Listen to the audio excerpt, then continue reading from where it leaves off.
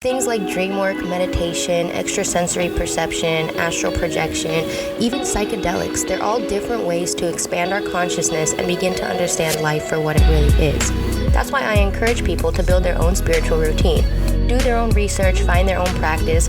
So many different ways to meditate, different ways to induce a lucid dream, different tools, objects, rituals we can use, all these things available throughout our spiritual journey that we can use. Today's guest is Ryan J Burton, who's a meditation expert and teacher. I'll let him take it from here. So hey everyone, my name is Ryan Burton. I'm a meditation instructor, have been since 2012. In my early years, I went through Southeast Asia seeking teachers and spiritual knowledge and meditation. Did a 90-day retreat in 2012, and that was really the beginning of what I would consider serious practice, and when I really took up meditation as a lifestyle. Being a teacher is an interesting thing because you can do it a little prematurely, and that's going to have consequences. So I tried that, and life beat me up, blew up all in my face, and I had to go through more lessons and more teaching and more practice after that. And after about 7 years of meditating, and probably a few thousand hours by that point, I had a very radical awakening, a fundamental shift in what I perceived myself to be that was more or less permanent. And based on that, I started to share meditation and practice and awakening with anyone who came across my path. And that eventually matured to becoming a meditation teacher professionally, which is what I do now. I teach meditation at a school. I spend a lot of time on Clubhouse and on Zoom, sharing this path and the freedom that it's brought me. Well, thank you, Ryan, for sharing your story with me. I'm really excited to learn more about what meditation has done for you and all the benefits of it. I've noticed that one thing people say a lot when they first start meditating is that they can't clear their mind or they can't stop their thoughts. So they tend to say, well, I'm not good at this. I don't know how to meditate. I'm not doing this right. Or maybe they say they don't have time. They just don't understand the point of sitting down and just being still. So what do you have to say to those people? What is some advice to people that are just starting out and maybe say they don't have time or don't understand what they're doing? If you don't have time, there's one, make time. And then the other point, there's a great Thai forest teacher. He was a monk named Ajahn Chah. And someone asked him, what if I don't have time to meditate? And his point was, do you have enough time to breathe? So there's formal sitting meditations, like when you actually sit down and do it. And then you just have the entirety of the day. Mindfulness and awareness doesn't require you to do anything different. Of course, you should sit down for it because that's when your distractions are limited. But ultimately, you can have awareness when you're doing anything. You can make breakfast and set the intention that when I make this food, I'm not going to be distracted while I make this food. I'm going to shut the apps off on my phone. I'm not going to pay attention to anything else but exactly what I'm doing, which is making the food. So you can make a meditation out of activity, out of walking, out of driving. But of course, it's also important to do sitting meditation formally, at least once a day. Yeah, it makes sense. I definitely do that a lot, because I'm a lucid dreamer. So I always practice my mindfulness and my lucid living and stuff. So if that counts as meditation, like if I'm just doing anything and I'm really focused on it and I'm really being mindful of what I'm doing, is that all it takes to be considered active meditation throughout the day? Yeah, you could consider that. People would call it meditation with movement or just integrating meditation with daily life. So that's sufficient. But the thing to watch out for is how much of that day are we actually genuinely aware and awake? We may have blips of it, right? So let's say we're new to practice and you get in your car and you drive to work and you're mindful, you're aware, relaxed for 5 minutes in total of a 30-minute drive. So you're aware, you're relaxed, then the mind goes here, you bring it back, you're aware and relaxed again, you get distracted by something else again, and then you come back. So there's this constant returning. If you actually totaled up those moments, you'd probably get a few minutes, right? If you actually add up all your wakeful moments in a day, you probably got a few minutes at most. So this is the real function of sitting down for meditation and cultivating this as a skill and as a way of life. That amount of time that you have in lucidity, in wakefulness, increases from a few minutes to hours. And eventually, when you're at like the master levels of this, you're never distracted. You're always aware. So what have you found from your experience and just from your knowledge, all the benefits of this sitting down to actually take time to meditate? What are the main benefits from it? Not only spiritually, but just physically and everything. So I have two answers for that. So there's the more, I guess, generic answer, which is that by practicing meditation, you introduce yourself to calm, and you introduce yourself to presence, and you begin to develop that as a skill. So as a byproduct, you naturally have more happiness in your life, even if it's just a little bit of happiness, like 5%, 10%. You're gradually rolling towards greater fulfillment just by doing a practice where you only tend to the mind and you only tend to the body. So that's a generic level answer, that generally speaking, if you meditate and you do it consistently, if you were to do it every day for 30 minutes for a month, by the end of that month, you're probably going to be a little happier than you were before. That's one reason, and it's one of the main reasons that people practice meditation. A lot of people practice meditation because they are stressed out and they need an outlet, or they need a way to deal with that. Meditation is a great way to deal with that. That's one answer. The other answer is pertaining to a more fundamental and a deeper aspect of what we are and of what spirituality is all about. So a lot of spiritual work has to do with things that happen in time. Supernormal powers, out-of-body experiences, lucid dreaming, shamanic journeying, psychedelic trips, meeting DMT aliens, whatever it is. All of that stuff happens in time. It's something that happens. It's an experience that you have, and then it passes. So you can learn a lot from these experiences, and they can be extremely transformative, very healing. A lot of out-of-body experiences can be very healing. A lot of plant medicine experiences can be very healing. Meditation ultimately, though, awakens you to that which is not something that comes or goes. Everything that happens in life and that happens on the spiritual journey is just that. It's a thing that happens. It's experienced. But meditation, really the gem of spiritual work, at least in Buddhism and in those traditions, is to awaken to that which is unborn, undying, changeless, unmoving, ever present. There's so many different words for it. But this deepest aspect of what we are is not an experience that comes or goes. It's not something that is subject to movement and change. And that's where the deepest freedom is. There's always more lessons to learn. There's always more healing to do.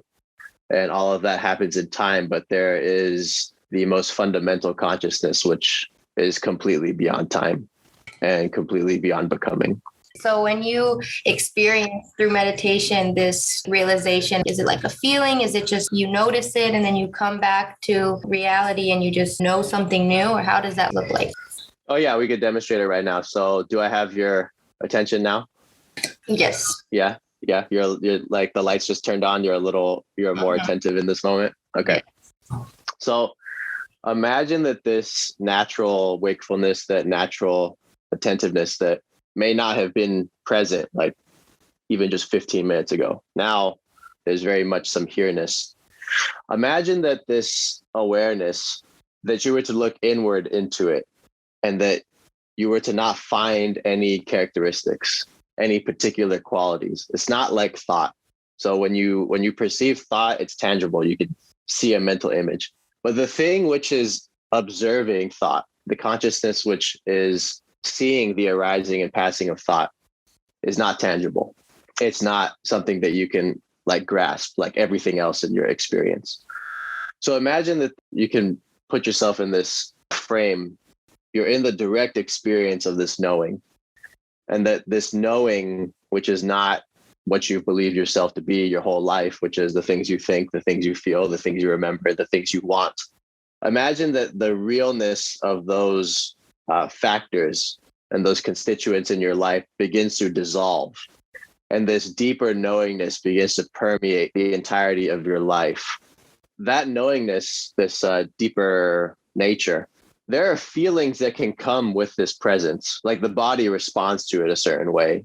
The body can begin to feel different from the inside as it's beginning to awaken to and process this presence and this natural awareness.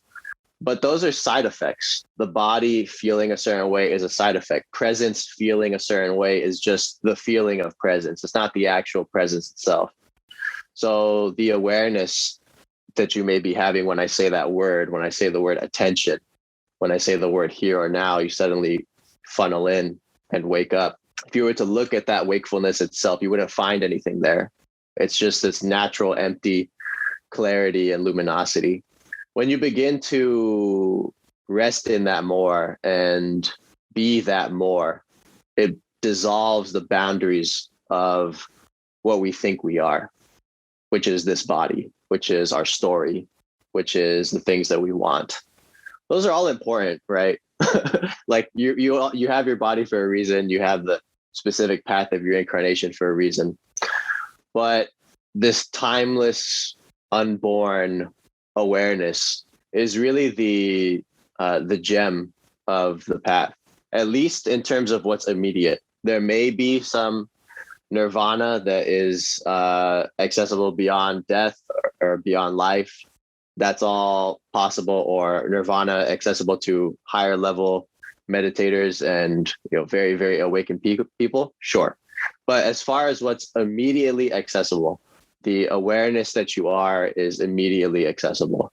And that is where the freedom is. It's the first and final freedom, as J Krishnamurti said. It can feel a certain way.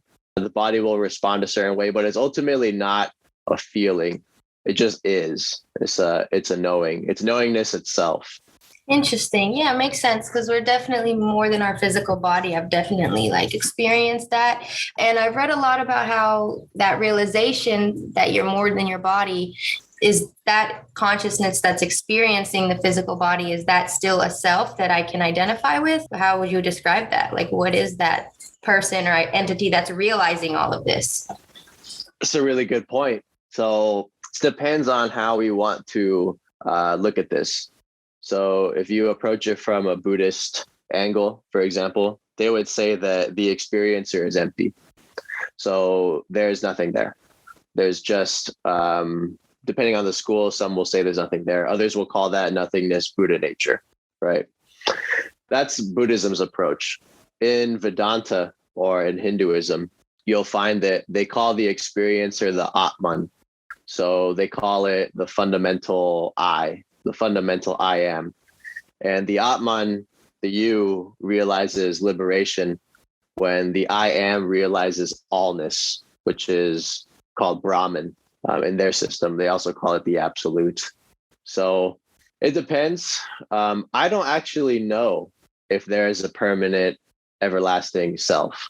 I don't know that. There may be. It's certainly possible, but I don't know it. And I've sought the self for 12 years. I never found it. It may exist, but the awareness itself, what we do is we attribute I to it. We attribute identity to it. You use the words, is there something I can identify with? What is it that should be identified with? It really depends on the teacher and how that path is specifically laid out for that person, because some traditions, each level of awakening, the identification changes. So I'll give you an example. At one level, a person identifies, for example, in some Vedanta schools, a person identifies as the I am. So the I, like when you refer to you, whatever that is, you would begin to take note of, and you would just be meditating on that sense of me, that sense of I. You begin to identify with I am as a statement, as opposed to I am the body, or I am the mind, or I am your name, or I am a woman, you forget all that and you just identify with I am. So it's a more general statement. So you can see how by shifting from the identification with the body, by shifting from the identification with race, with sex, with gender, whatever it is, there's a general awakening of consciousness to a more expanded sense of self. So you identify as the I am. Now you're no longer a person. You're no longer a body. You're no longer this or that. You're consciousness. I am is now your main identification. Okay. You're like, I am the I am. That's a phrase that you'll find a lot. I am the I am, or I am that I am, right? It's like it's a declaration of existence. So you take that as the meditation, you're meditating on that however many months or years, and eventually the I am, the Atman, begins to dissolve into like an infinite and a vast consciousness that is called Brahman. So then the person, as the meditator, the aspirant, as this begins to happen, they now begin to identify as Brahman. They begin to identify as allness. They begin to identify as everything. I am the universe. I am everything, right? What's happening is that the sense of self is dislodged from identifying with the body, with the life, with things that have happened in time. Now there's the core me, the core you. The core you is then expanded to identify and to encompass the entirety of the universe. It's like a massive, massive bubble that's getting larger and larger and larger. And eventually, if you blow up a balloon as far as it can go, the balloon pops, and the air on the inside of the balloon and the air on the outside of the balloon are one. You can call that enlightenment. So that's one of the approaches. And that's the Vedanta approach. The Buddhist approach is to completely just be done with this whole I thing from the start. So essentially the air inside the balloon and the air on the outside has always been the same, right? And the balloon is just encompassing the body that we live in, I guess. So do you think that maybe one of my theories is like really all of our consciousness or all of our selves are like a part of this bigger pool of collective consciousness that's just like chopped up into little individual experiences that we identify as the self? Yeah, like if you were to look at a cell, right, under a microscope, you would see different parts of the cell, lysosomes, mitochondria, whatever. It's all one cell, right? So it's the same thing, like what you've mentioned. All of phenomena is a single thing. There's never been a second thing. Do you have any experiences with meditating in your dreams or using meditation for lucid dreams, or like, tell me about that? Yeah, so there's lucid dreaming and there's also dream yoga. So I started with lucid dreaming. Stephen LaBerge. I read that book when I was probably 17 and started doing my experiments in lucid dreaming after that. And then graduated to out-of-body experiences because that was the next thing to try. At this point, if I do wake back to bed, 100%, I'm going to have a lucid dream or an out-of-body experience. So it's just become the default state or the default experience that happens when this body does that particular thing. Lucid dreaming, I think I did a lot of exploration in the dreamscape. And then at some point, I don't know, maybe after a year, spending many hours in dreams, I was just like, well, I'm bored now. I have nothing to do. There's nothing that I particularly want to do anymore. So I started reading about dream yoga, and my experience with it is limited because I haven't done like a dream yoga retreat or really oriented my practice towards that entirely. But dream yoga is a bit different. I'm not sure if anyone on your show's ever talked about it. Dream yoga comes from Tibetan Buddhism, and it's part of a system called the 6 Yogas of Naropa. So he was a Tibetan master that had a series of 6 practices that any one of them could result in awakening and enlightenment. And one of those practices was dream yoga. So what the Tibetan masters found was that the process of going to sleep was the same process as dying. So when you fall asleep, the senses are completely shut down. The senses or the mind, the ego, dissolves back into this deeper nature, and there's a loss of consciousness. So the goal of dream yoga is really to have awareness while consciousness would normally be shut down, and you wouldn't have memory of that. So the dream yoga is actually aimed at the dreamscape itself, but also and primarily being aware of the light of consciousness that arises before the dreamscape materializes and after the dreamscape materializes. So this in-between state that can arise between laying in bed and actually falling asleep and then having consciousness appear in the dream as a dreamscape is that awareness itself, once the senses are no longer present, and thought is no longer present, and feeling is no longer present, and the world is no longer present, all that remains is the clear light of consciousness. That's the goal of dream yoga, and that has arisen once for me through that practice, and it is very profound. The capacity to have thought is not there. The body is not there. Form is not there. Duality. I wouldn't say duality is there, but there is still a sense of a core being there, like a core awareness, as opposed to like an infinite awareness. And maybe that's because I only touched like the surface level of the dream yoga practice. But all of those practices in the 6 yogas of Naropa are aimed at realizing something called clear light, which is this natural luminous light of our Buddha nature. Dream yoga is one of the ways to realize that. Okay, interesting. So how do you like achieve this? Is it like you try to maintain your awareness as you're transitioning over to unconscious? That can be kind of hard, I know, for a lot of people. It probably takes a lot of practice. Yeah, it takes a lot of relaxation. So it takes a lot of practice in a kind of open awareness and meditations that allow the mind to be exactly as it is. That's the essence of that practice, because you have to be relaxed enough to actually fall asleep while still being aware. So this is similar to OBEs, right? You have to have an out-of-body experience, you relax while being aware, and you really start to let go, and the body falls asleep, and you have this intention to astrally separate. In dream yoga, the intention is not to have a separation. The intention is really to just continue in this natural awareness. And when that natural awareness is very stable, when that natural awareness is very prominent, what happens is that the predominance of your experience shifts from the body, shifts from the senses and from thought and from ego to boom, it just clicks into the natural luminosity of the clear light of the mind.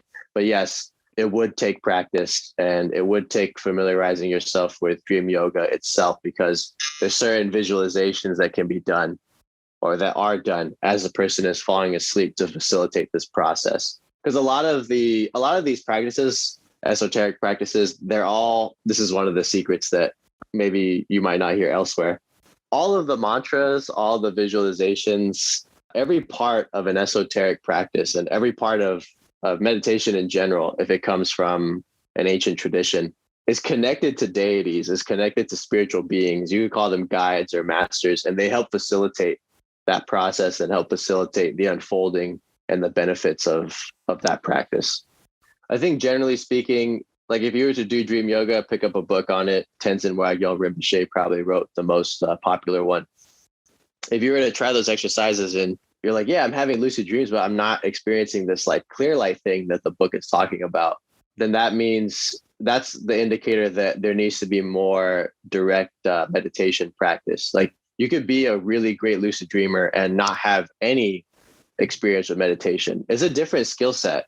You know, you just have to do your reality checks. You have to do your wake back to bed, and you develop that as a skill. And the capacity to remain lucid and in the dreamscape for extended periods of time, that doesn't require meditation. You know, and all the initial lucid dreamers, at least in the West, were not meditators. So dream yoga, though, to have awareness or to be aware as the dreamscape dissolves into the clear light of consciousness, that requires meditation. That requires awakening, in my opinion.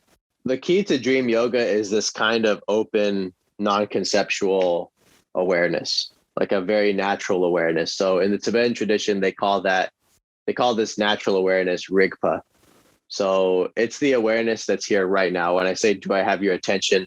You suddenly become aware.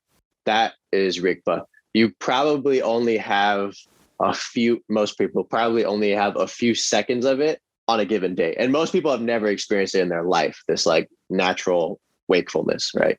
That is taken as the practice in of itself. This awareness that is right here, right now, unfabricated. This awareness is the main thing of many of the traditions. So in Tibetan Buddhism, some parts of Tibetan Buddhism, they call it Rigpa. In Ramana Maharshi Vedanta world, they call it the self with a capital S. The self is awareness. Okay. So when you wake up, that awareness, which is the self, is naturally present. There's not a lot of content that has entered the mind yet.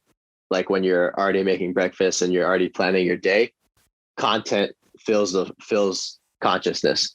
When you immediately wake up, the mind is relatively free of content. And so that natural awareness and this consciousness that is the self, as Ramana would put it, is present and is there. So when you wake up, you can just sit up and meditate and just not do anything. Just rest there in that natural awareness. And that primes you to do the exact same thing next time you sleep.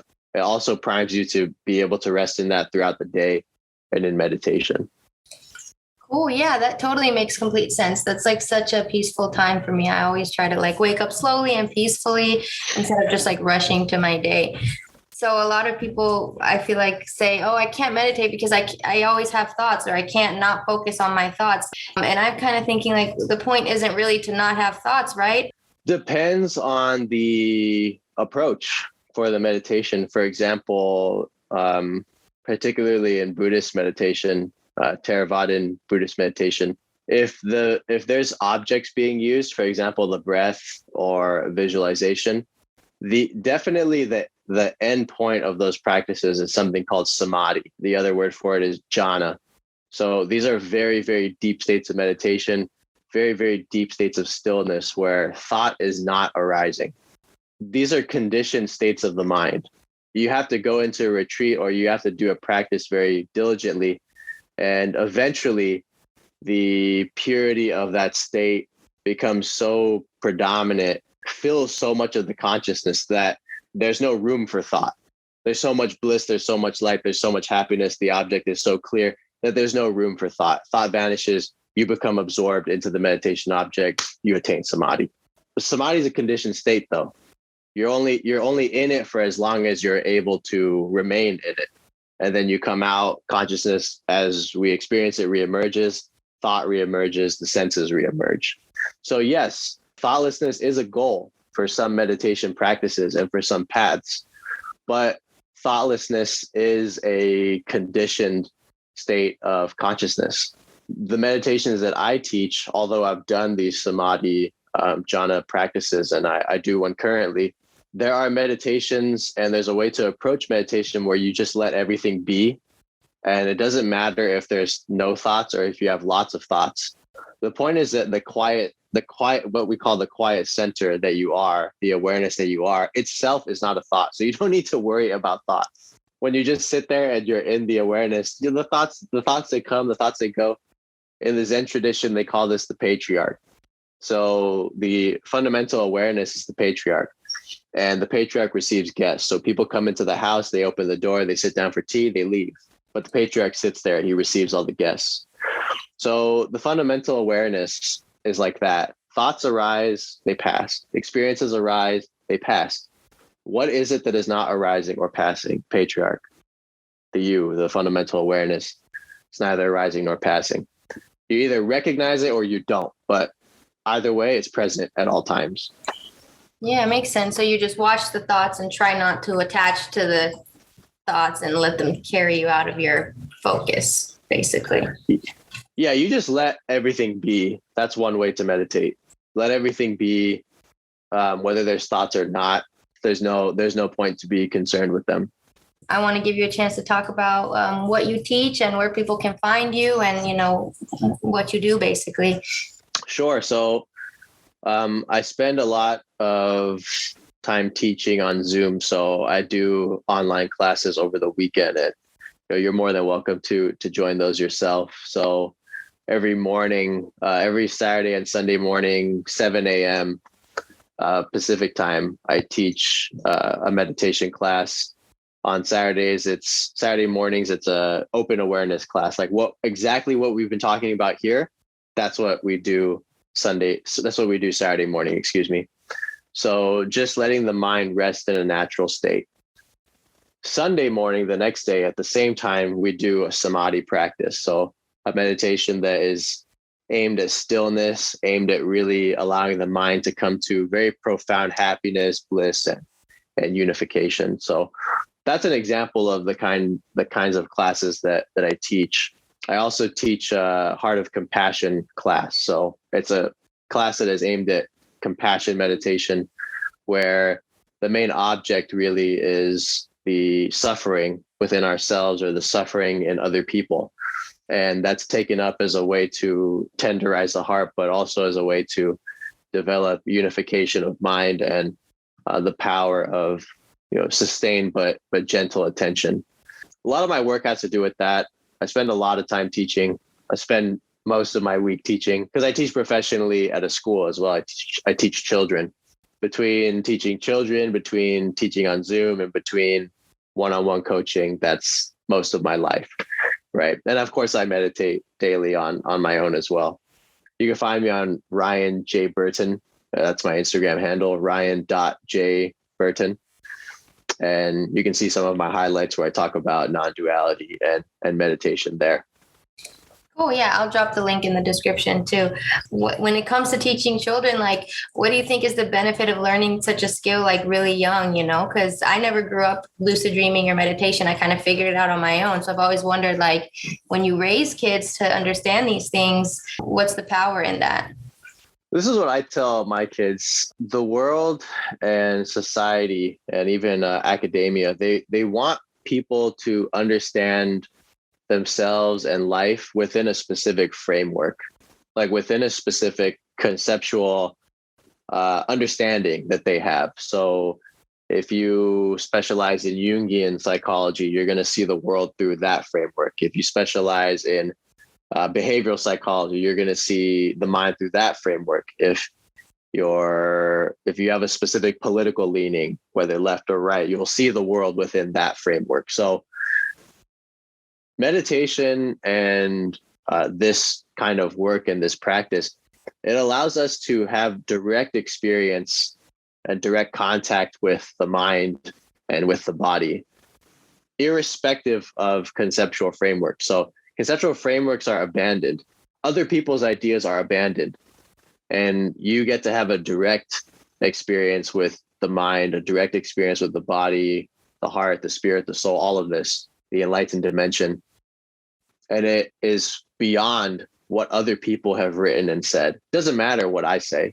It doesn't matter what anyone else says and what their ideas are.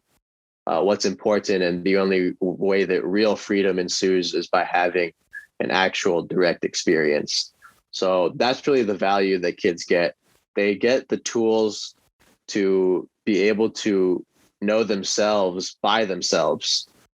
They get the tools to be able to feel their body, to understand their mind, to sense their hearts in a way that's very direct and immediate, in a way that's not sullied or contaminated by the ideas of other people. That's really the beauty of it. It's the most autonomous thing that you can give a person, that you can give a child. Literally the tools to sit down, observe their mind, feel their body, feel their breath, sense what's within them. Incredibly valuable. Thanks for listening to the Dream World podcast. If you're enjoying these episodes, please show us support by sharing the podcast, leaving a review on Apple Podcasts, and also following our Instagram. You can also find our website at thedreamworldpodcast.com, and you can also donate to support the show.